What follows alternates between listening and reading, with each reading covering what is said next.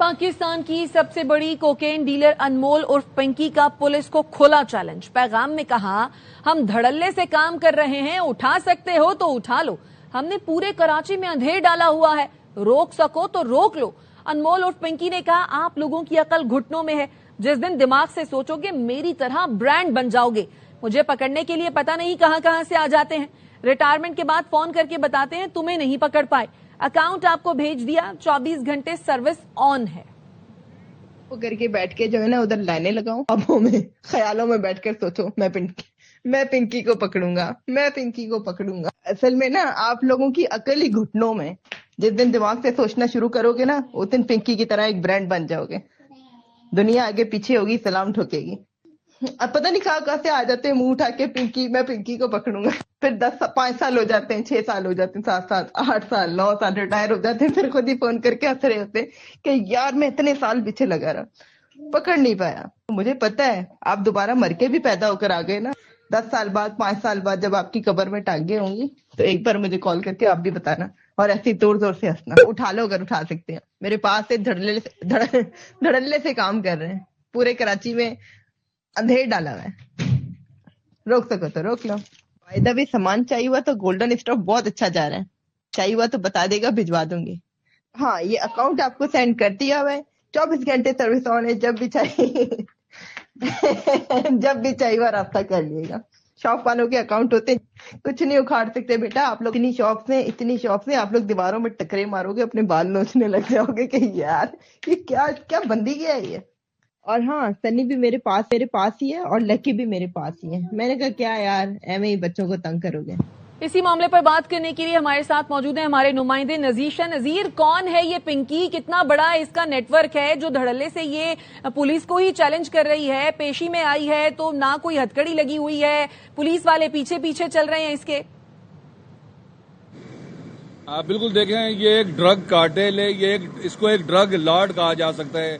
जो पिंकी, जो खुद को मैडम, क्वीन, डॉन और अनमोल उर्फ पिंकी के अलग अलग नामों से ये अपना नाम जो है कहलवाती थी। विफाकी सिविल हसास इदारे की ये दिन रात की मेहनत है, जिनकी निशानदेही पर गार्डन पुलिस ने बिलाखिर 10 से 15 सालों के बाद इसको इतने बड़े मवाद समेत न सिर्फ गिरफ्तार किया बल्कि इसके पास से दीगर ऐसी चीजें भी बरामद हुई जिसके ऊपर अगर कोई आम शख्स पकड़ा जाए तो शायद सारी जिंदगी उसकी जेल में गुजरे।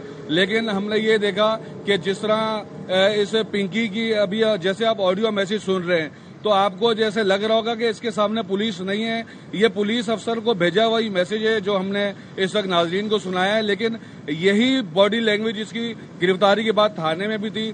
जब इससे हमारी मुलाकात हुई, जब मैं खुद इससे सवाल कर रहा था, तब भी इसकी बॉडी लैंग्वेज यही थी। हमें ज़राए ने यही बताया कि इसका थाने में या जिस जगह पर भी ये मौजूद थी, इसका यही कहना था कि मुझे कोई रोक नहीं सकता, मैं जल्द छूट जाऊंगी, मेरे पास बहुत पैसा है।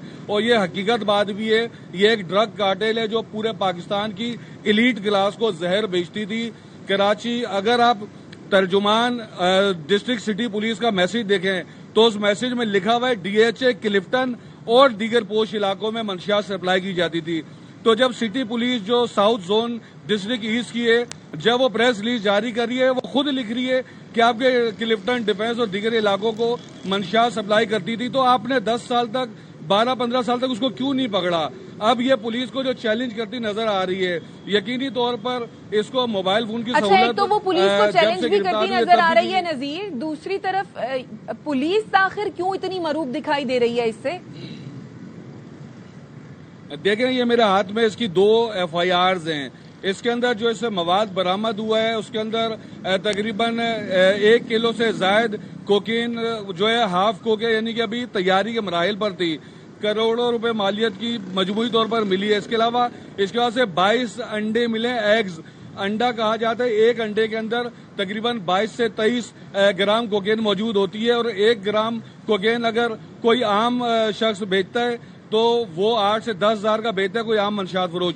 इसकी कोकीन 25 से 40 हजार के दरमियान होती थी जो व्हाइट और गोल्डन कहलाती थी।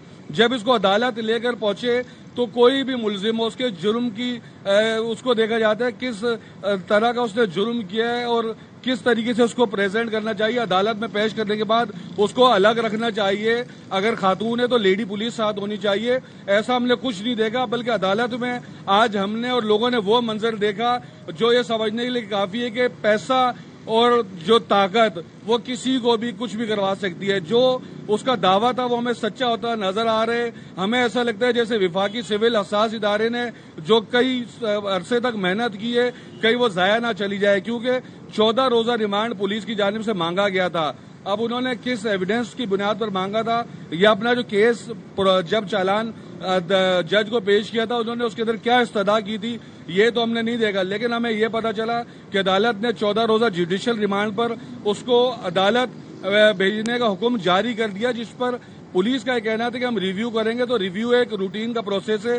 ریویو کے اندر 90% یہ چانس ہوتا ہے کہ وہ ریجیکٹ ہو جائے اور 10% ہوتا ہے کہ شاید عدالت اس کو ریمانڈ دے بھی دے, لیکن ایسا ہوتا ہمیں نظر نہیں آ رہا.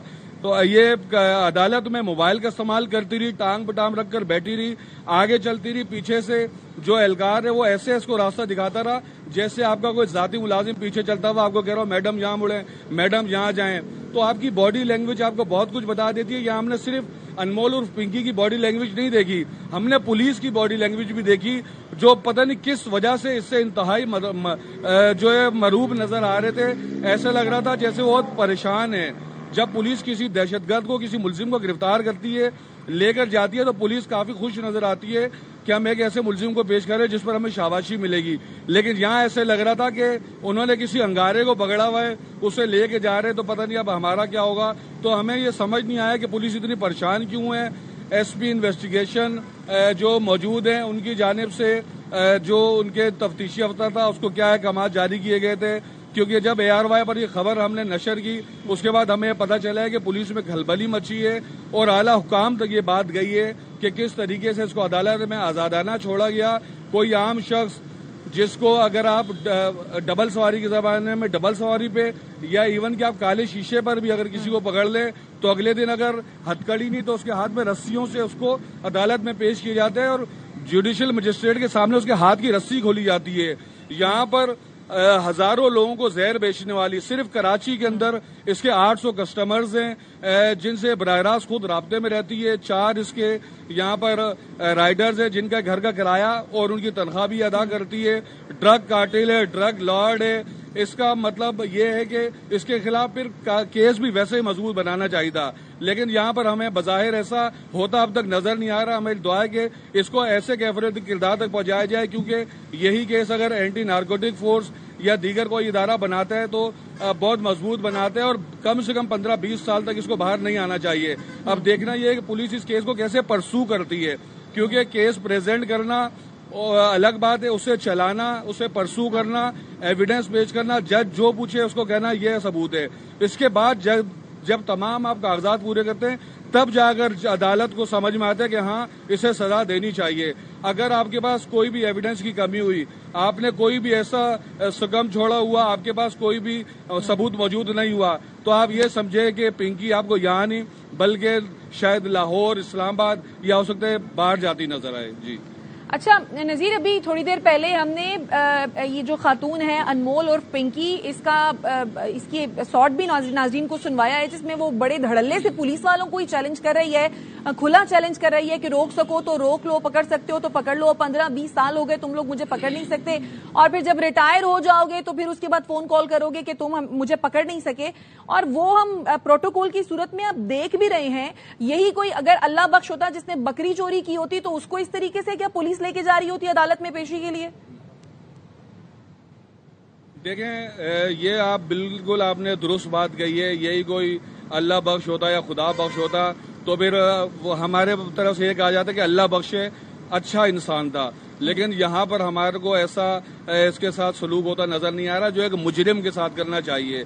اس کے بارے میں کوئی 2 سال یا 5 سال سے نہیں, اس نے اپنے منہ سے کہا ہے کہ مجھے 15 سالوں سے پولیس نہیں پکڑ سکی. لیکن یہاں پر بھی میں ایک بات کی تردید کروں گا, ہمارے ذرائع یہ کہتے ہیں کہ اس سے پہلے کئی مرتبہ پولیس اس تک پہنچی بھی, اس کے 2 بھائی ان کو اٹھایا بھی, اور پولیس سمیت دیگر وہ ادارے جو منشیات کے خلاف کام کرتے رہے وہ اس سے کروڑوں روپے رشوت وصول کرتے رہے اور اسے پروٹیکشن دیتے رہے. یعنی کہ پروٹیکشن اس سینس میں ہوتی ہے کہ ہم آپ کو گرفتار نہیں کریں گے. تو پہلے یہ کراچی میں کام کرتی تھی, پھر لاہور چلی گئی, لاہور میں پروٹیکشن, کراچی میں پروٹیکشن, اسلام آباد میں اس کی مارکیٹنگ چل رہی ہے, ڈبے یہ اپنے چھپا رہی ہے. یہ کس سے ڈبے چھپاتی رہی, کس سے گولڈن سلور اپنے ڈھکن بنواتی رہی, کیسے ہی اپنے کوریئر کا ڈبہ جس پہ اس کا نام چھپا ہوتا تھا اس کے کسٹمرز تک بائی ٹائم پہنچتا تھا. 24 گھنٹے اس کی سروس رہتی تھی, جس میں سب سے زیادہ ٹریفک کا فلو جو ہوتا تھا جمعہ, ہفتہ اور اتوار کی رات کو ہوتا تھا, جب سب سے زیادہ کلفٹن ڈیفینس, DHA اور ان جگہوں پہ جہاں پارٹیز ہوتی ہے وہاں کے لوگ آن لائن اس سے سامان منگواتے تھے. اور اس کی کامیابی کا راز یہ تھا کہ یہ جو مال بولتی تھی وہی پہنچاتی تھی, اور اس کے ساتھ ساتھ یہ کہتی تھی اگر کسی کو مال نہ پسند آئے تو پیسے بھی واپس.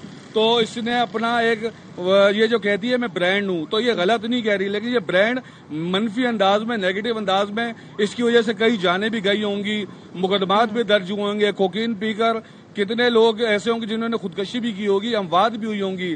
پولیس کو چاہیے اس پہ کئی خاندان اجڑ گئے ہوں گے. نذیر, اب جس طریقے سے یہ خاتون کہہ رہی ہے, اور جیسا کہ آپ بھی بتا رہے ہیں کہ 15-20 سال سے یہ اپنا ایک نیٹ ورک چلا رہی تھی, اور تعجب ہے کہ 15-20 سال سے یہ بندی اتنے دھڑلے سے کام کر رہی تھی اور اسے کوئی گرفتار ہی نہیں کر سکا کیونکہ اس کو پروٹیکٹ کیا جا رہا تھا.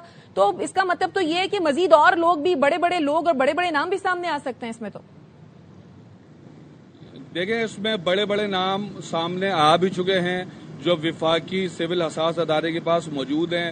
اس کے اندر پولیس کے نام ہیں, اس کے اندر بیوروکریٹس کے نام ہیں, اس کے اندر جو شوبز کے افراد یا اداکار فنکار ہیں ان کے نام ہیں, اور جو جس طریقے سے یہ کام کر رہی تھی اس پر تفتیش ہونا باقی ہے. اور اس طریقے سے تفتیش ہونا باقی ہے کہ یہ عام کوئی تفتیشی افسر نہ کرے, بلکہ ایڈیشنل IG کراچی کو چاہیے اس پہ ایک GIT تشکیل دے دیں اس سے انکوائری کے لیے, بلکہ IG سندھ کو چاہیے ہوم ڈپارٹمنٹ سے درخواست کرے کہ محکمہ داخلہ سندھ کی جانب سے GIT تشکیل دی جائے جس میں رینجرز, پولیس, IB اور دیگر حساس اداروں کا ایک نمائندہ شریک ہو.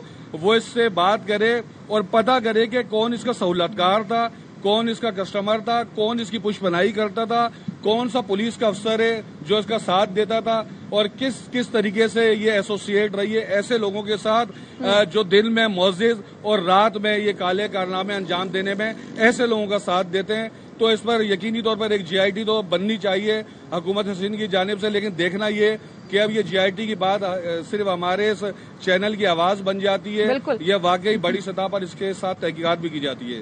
بالکل, بڑا ہی افسوسناک امر ہے اور یقیناً اس پر GIT بھی بننی چاہیے. اچھا, یہ جو آڈیو میسیجز ہیں اس خاتون کے, اس میں یہ ذکر کر رہی ہے ایک سنی کا اور ایک لکی کا. تو یہ سنی اور لکی کون ہے, کوئی اور گرفتاری ہوئی ہے, یہ کیا کیریکٹرز ہیں؟